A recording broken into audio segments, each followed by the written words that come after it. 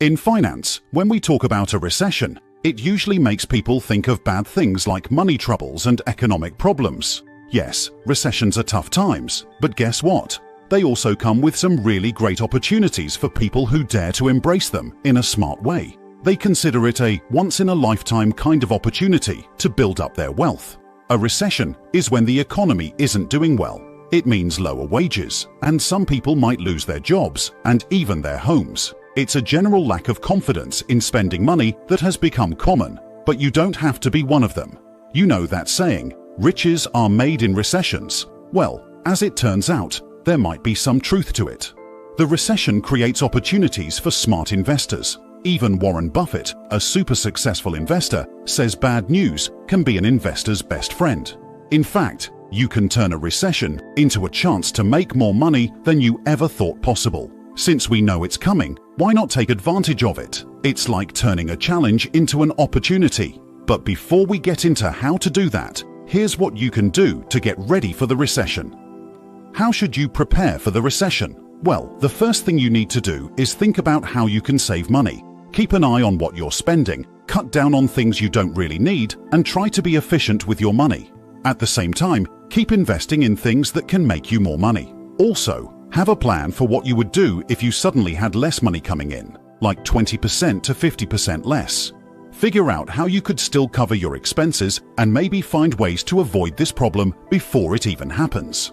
Number 2 is all about keeping some money in your pocket. Cash is king during a recession. I strongly believe that, statistically, it's best to invest your money as soon as you can. But there's also something comforting about having some cash ready during a recession or when the economy is uncertain, just in case you need it. Usually, you should keep around 15% to 20% of your money in cash, depending on the time of year. This will help you seize some great investment opportunities when they come up.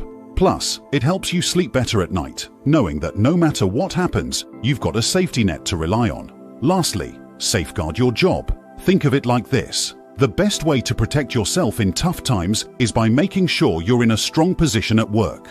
Imagine if the stock market goes down and at the same time you lose your job and have to sell your investments when they're not worth much. That's not good, right? So, the smart move is to focus on self-improvement, learn new skills, and give your all at your job now. This way, you'll be better prepared for whatever comes your way. Back in 2008, before the last big recession hit, I saw the signs early and knew there was a reward waiting for me. All I had to do was tackle 3 challenges and take advantage of the recession. The cool thing is, even now, you can set yourself up for success by following this strategy. No matter who you are, we can turn this challenge into a golden opportunity. Challenge 1: the stock market. The first big challenge you will face is dealing with the stock market. You had to figure out how to make smart decisions. Investing in stocks is one of the easiest ways to start growing your money. It doesn't take much time or effort to get started, and the potential for making a lot of money is pretty huge. Surprisingly, they don't teach you this in school, but here's a secret. If you have an average income and invest just 10% of it wisely each month, you're well on your way to becoming a millionaire. Cool, right? So, now you might be wondering, is now a good time to start investing in stocks, or should you wait because the future is uncertain? Well, the sad truth is that most people don't even start investing because they think the stock market is just for rich folks and too complicated for regular people. Some only start when everything seems to be going great and then lose interest. Or even worse, sell their stocks as soon as things get a little rocky. Investing in the stock market is not just about having a smart strategy, it's also about understanding your own psychology. Buying when stocks are down can be the best time to invest, but it's also the hardest to feel excited about. It can be really demoralizing to see the value of your investments drop, but it's crucial to think long term. While everyone was talking about the next big thing in stocks, you needed to keep calm. Sure, keeping cash might not be the coolest, but during tough times, it's like having a superhero in your pocket. Having some cash on hand during a recession is a good thing. Stay invested, but don't get caught up in the hype. It wasn't easy, but in the long run, it paid off.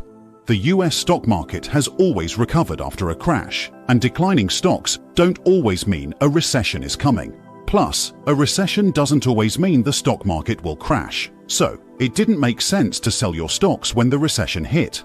it was a good time to buy more. The main message here is not to sell your stocks and to keep investing, maybe even more aggressively than before. Think about it like a huge sale on all your favorite things. You wouldn't hold back then, right? So, why should it be any different when the stock market is on sale? I know most people want to get rich quickly and don't want to wait for the long term. Well, guess what? I agree with you. Getting rich fast is great, but that doesn't mean you can't also invest in your future while enjoying some success now. Challenge 2. Making money quickly through business. Now that we've tackled the tricky world of the stock market, we're on to the next big thing, making money fast through business. Now, I get it. When you hear business, it might sound like a ton of effort. I won't sugarcoat it. It's not a walk in the park. But here's the scoop. Nearly half of the folks who hit millionaire status did it through business ownership. And the best part is, you don't even have to dive headfirst into a big business venture. There are simpler options online, like what we call side hustles. It's just a fancy way of saying a small business you can run in your spare time while still working your regular job. Here's a secret. When tough times, like a recession, hit, folks who've planned and saved money like you did gain a lot of power. When the economy changes, you become a negotiating ninja. You can negotiate better deals and buy things in smaller amounts at discounted prices. Suppliers were eager to figure out how to liquidate their product, so during a recession, your negotiation skills can work wonders. Suppliers become your negotiation buddies. It's the perfect time to reduce your prices and boost your profit margins. Now, one piece of advice I'd give to anyone starting a business or side hustle is this. It's easy to give products away, but it takes some skill to make it a profitable operation. So, if you can cut your costs and raise your prices at the same time, you're doing an awesome job. Challenge 3. Real estate. Now, if you've conquered the first 2 challenges like a champ, you're probably sitting pretty well financially. Time to think about real estate. Yes, I know people say it's tough to find good deals, but here's the secret. Recessions can be a goldmine for real estate opportunities. During a recession, something important happens in the real estate market. Firstly, people who want to sell their homes might face difficulties because they could have lost their jobs or seen a drop in their income. This makes it tough for them to keep up with their mortgage payments, so they might have to sell their property. Secondly, there are fewer people looking to buy homes during a recession. This is because many people didn't plan ahead like you did, and they might not have enough money or a strong credit score to buy a home. When these 2 things happen together, it changes the real estate market. It goes from being a seller's market, where sellers have the upper hand, to a buyer's market, where buyers have more choices. If you can find a property that's not listed publicly, that's even better. It means you can avoid paying agent fees and face less competition from other buyers. Even if you don't have a lot of money right now, you can still make a profit in real estate by finding good deals and maybe working with an investor to flip houses.